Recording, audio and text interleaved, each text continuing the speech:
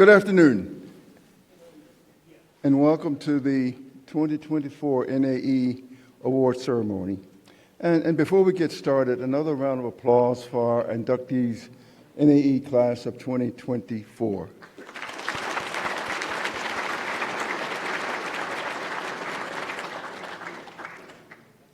You know, I was born and reared in Virginia, and there's a joke that contrasts Virginia and West Virginia about when you lose citizens from one to the other, which community intelligence increases. So now that we have the NAE class of 2024 with us, ours have gone up.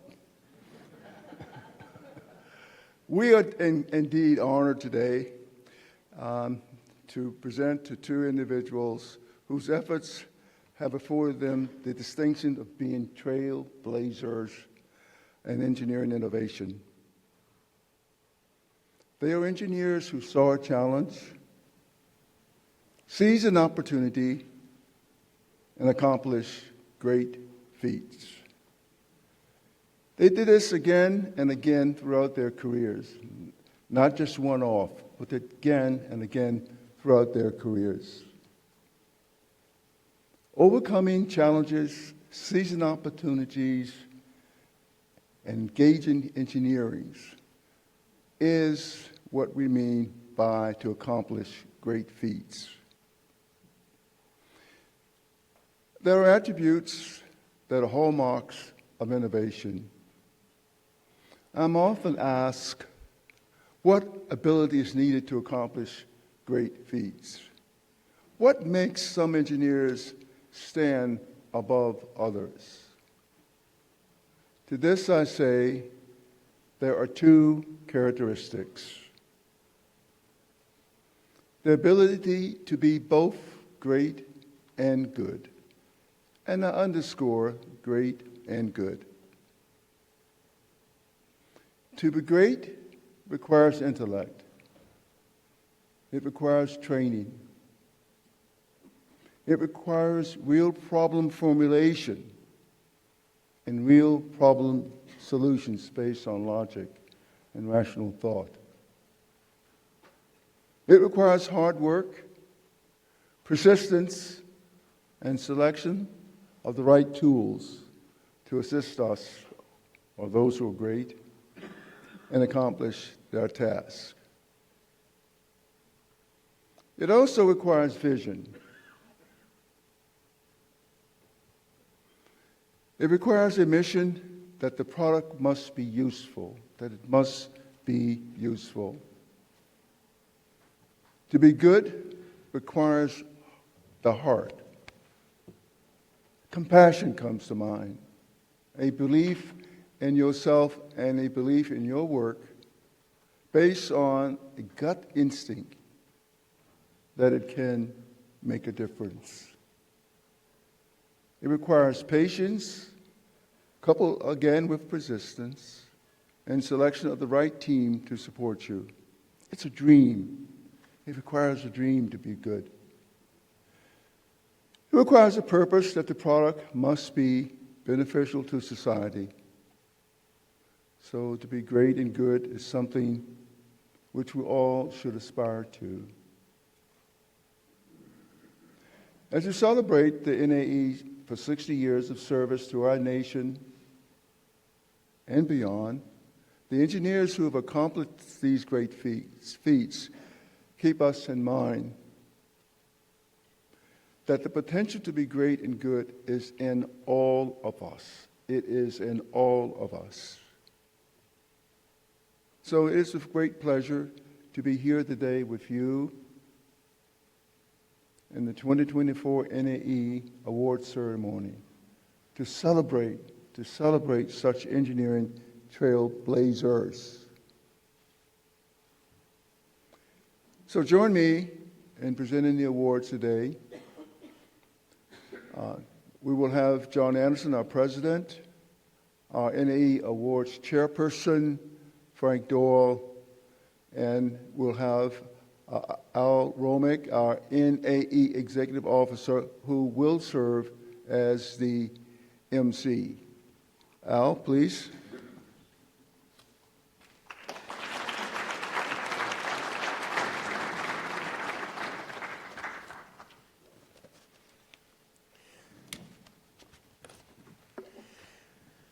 We are presenting the two oldest and most prestigious NAE honors for individual achievement, the Simon Ramo Founders Award and the Arthur M. Bueche Award. These awards are supported by members and friends of the NAE. We also greatly appreciate the work of the 2023 Awards Committee members, led by Committee Chair Frank Doyle, Provost at Brown University. Their work in carrying out the awards selection responsibilities is greatly appreciated. The bios of today's awardees are in the printed program on pages 8 and 9. They are also available for viewing on the NAE website under Annual Meeting. I encourage you to take a moment to read them so that you can see the full scope of our awardees' tremendous achievements.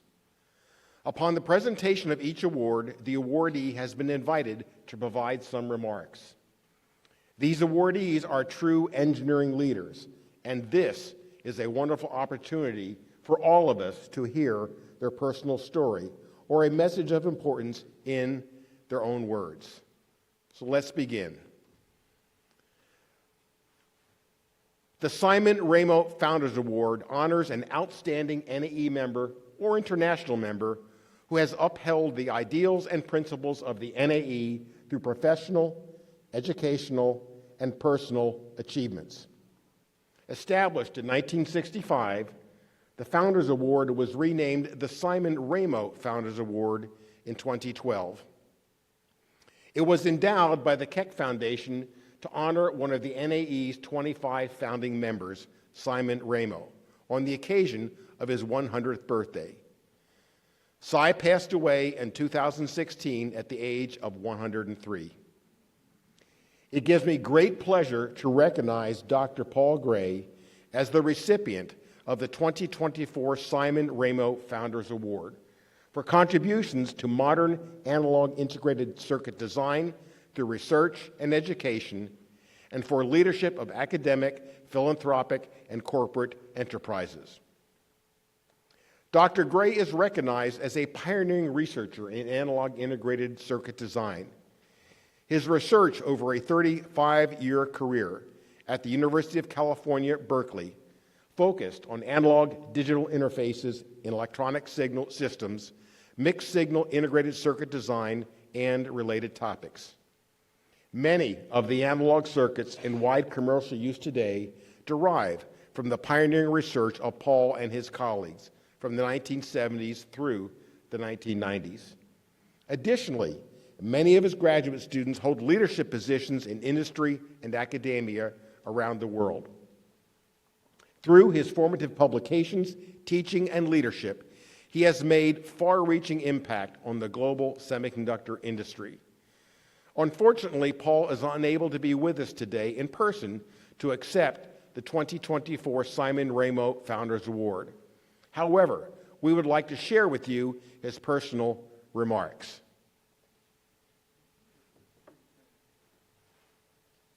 Thank you, John. I'm very sorry I can't be there this afternoon to accept this award in person. I'm deeply honored and humbled by this award. It's just amazing. Cy Ramo, for whom the award is named, is not only a founder of the NAE, but a legendary figure in an innovator and leader in the founding of the aerospace industry around the world. When I look at the list of previous winners and people like Vannevar Bush and Charlie Towns, I find myself wondering how a country boy raised in rural Arkansas by a single mom school teacher could be standing here receiving this award. It's really an amazing thing. I know one important contributor to that has been nearly 50 years of colleagues, collaborators, and graduate students that I've been fortunate enough to work with who deserve some or most of the credit for this and really should be standing up here with me to receive the award. Taken collectively, they embody that old adage, if you focus on a common goal, and it's amazing what you can achieve if you don't worry too much about who's going to get the credit. It's an incredible honor. Thank you. The most important honorees today are the new inductees that crossed the stage this afternoon. They and their families should be incredibly proud of them for being inducted into the NAE. As I watched them, I couldn't help but think of myself 30 years ago sitting where they're sitting and think about what being a member of the NAE has meant to me over that long period of years. And I thought I'd just say a little bit about that for them. Being an NAE member is an incredible asset. One great part of it is that you get to know and get to work with leaders and innovators across sectors and domains that are quite far from your own. The public sector, the industry, academia, the nonprofit world, and of course in engineering disciplines that are far from your own. And not only is that a fun and informative process, but it's incredibly empowering because making progress at scale in the problems facing society these days, it requires collaboration across all of those domains. And those relationships I found to be incredibly useful and empowering over the many years I've been in the NAE. A second factor is that you'll be asked to help advise government entities on technology and engineering problems in this world of exponentially accelerating technology change that creates challenges for the country and for democracy. And be sure and respond to those calls. That's very, very important. One last factor is leadership. Engineers make good leaders. There are a lot of reasons for that. We're trained to deal with uncertainty and probability. We're trained to manage complexity, trained to question assumptions and push back on constraints, and always focus on the question, what is the fundamental problem we're trying to solve? Many of the new inductees crossing the stage this afternoon hold leadership positions in industry and in academia and government. Let me give you some more metrics that are indicative of the role that engineers play. In industry, for example, first, in the last 10 years, about 8% of the bachelor's degrees awarded in the US have been in either engineering or computer science. If you consider the Fortune 500 CEOs in the United States, about 25% of them have a degree in either engineering or computer science, overrepresented by a factor of 3. In the academic world, if you consider the roughly 70 AAU institutions, the chancellors and presidents of those institutions, 21% of them have a degree at least one degree in engineering or computer science. Again, greatly overrepresented. I should point out that in the U.S. Congress, engineers are dramatically underrepresented, but maybe some of the new inductees across the stage can do something about that. But it certainly points up the importance, again, of responding to those requests to help advise government agencies who are coping with this incredible era of technological change. Well, I think that's enough advice giving. Let me just close by thanking you again for this on behalf of myself, my family, and that set of collaborators, colleagues, and graduate students that are equally deserving of this award. On behalf of all of them, I thank you, thank you, thank you.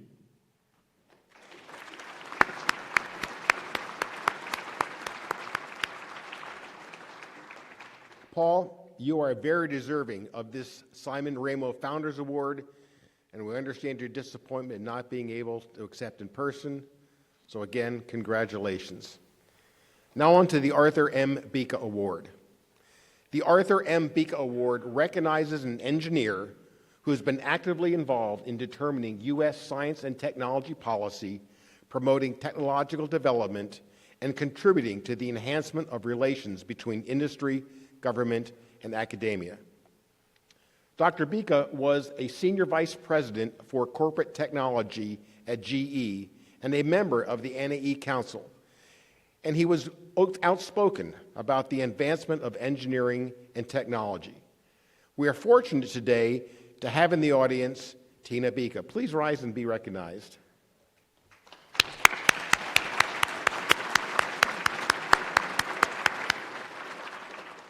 And thank you for joining us today for the presentation of the Bueche Award.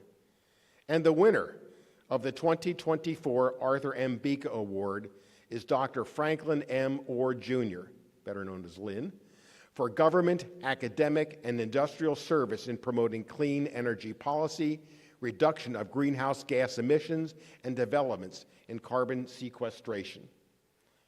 Dr. Orr is affectionately known as a rare triple threat who combines research contributions, academic and industry leadership, and government service to propel the nation to a new and climate-safe energy future. Lynn's background ranges from public service as Undersecretary of Energy for Science at the U.S. DOE and at the U.S. Environmental Protection Agency in Washington, D.C., to private companies such as Shell Development Company in Houston and the New Mexico Institute of Mining and Technology in Socorro. He is the Colleen and Carlton Beale Professor Emeritus at the Department of Energy Science and Engineering at Stanford University. He has worked at Stanford since 1985. His work on enhanced oil recovery and on CO2 sequestration have contributed greatly to advances in clean energy innovation. Please join me in welcoming to the stage Lynn Orr, recipient of the 2024 Arthur M. Bueche Award. Lynn?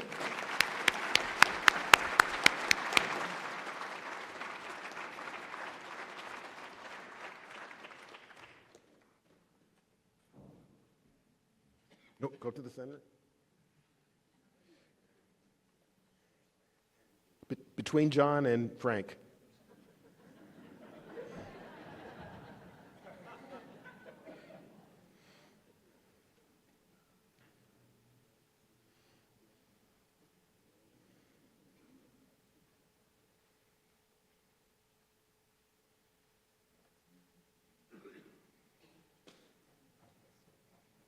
Lynn?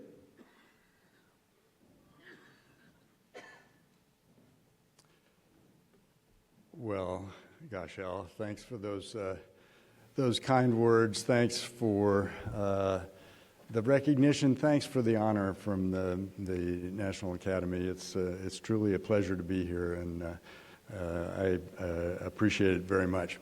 So I've had over the last 3 decades the good luck to have a series of assignments that required me to look beyond my own research area. My lens for that has been the research side of limiting climate change, with a lot of excursions into other areas. But really it was aimed at how do we sustain the high quality science and engineering research that we need to limit climate change, and in particular, how do we do it through a clean energy transition? Now, I think it's pretty clear that we need all the players we can get on the field to meet that challenge, and we need them in the full range of settings, from universities to national labs, from industry to governments at really all of the levels.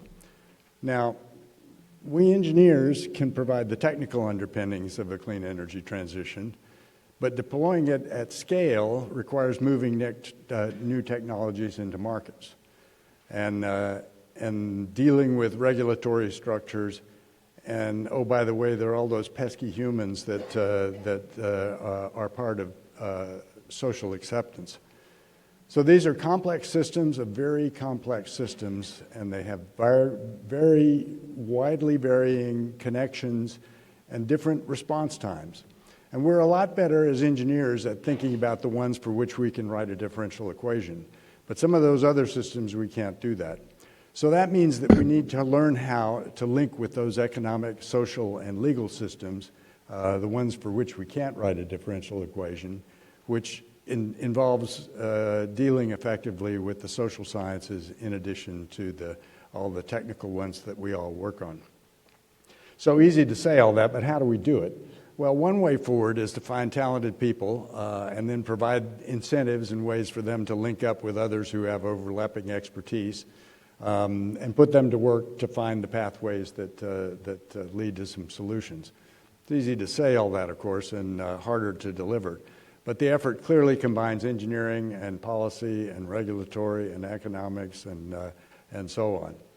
So I eventually found myself in Washington working at the Department of Energy, where I had a chance to help define a portion of the nation's science and energy research effort.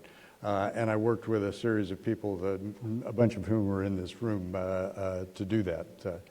So now, policymaking, of course, is truly a team sport, and the quality of the policy depends on the quality of the team. You can probably guess that I had a lot to learn in a hurry so that I could interact effectively with Congress and the White House. My wisecrack about team policymaking is based on working to build the annual budget portfolio for the science and energy areas at DOE. That task was endlessly fascinating, astonishingly varied, occasionally a wee bit frustrating, but ultimately very rewarding. So for those of you who have a similar opportunity, and you new members of the class of 2024, I'm talking to you, when you have a similar opportunity, I wholeheartedly recommend that you sign on. The nation and the world need you. So now clearly I'm standing here because a lot of talented people and dedicated people work very hard across academic, industry, and government settings. Obviously I didn't do anything alone, so I owe some thanks. First, special thanks to my patient and understanding spouse and kids and their kids. Any contributions I've made would not have been possible without their support. And thank you to those students and colleagues with whom I've had the good fortune to work. They made it possible for a chemical engineer transplanted into the earth sciences to contribute to a broader national and international effort to bring our complex human activities into some sort of better balance with the natural systems that sustain us. It's the efforts of all those people that the Bueche Award recognizes. On behalf of all of them and me as well, I thank the National Academy of Engineering for a wonderful honor. Thank you very much.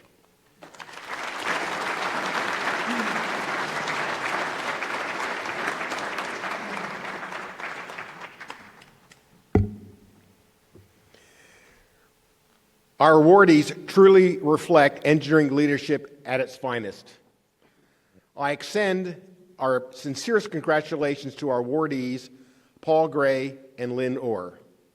As Wes mentioned in his opening remarks, you embody the most admirable characteristics of an engineer, both great and good.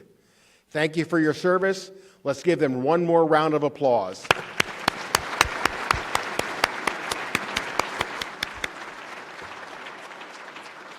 And I thank everyone in attendance today who shared in this award celebration. Please join us at the reception on the West Lawn where you can personally congratulate the NAE awardee. Thank you.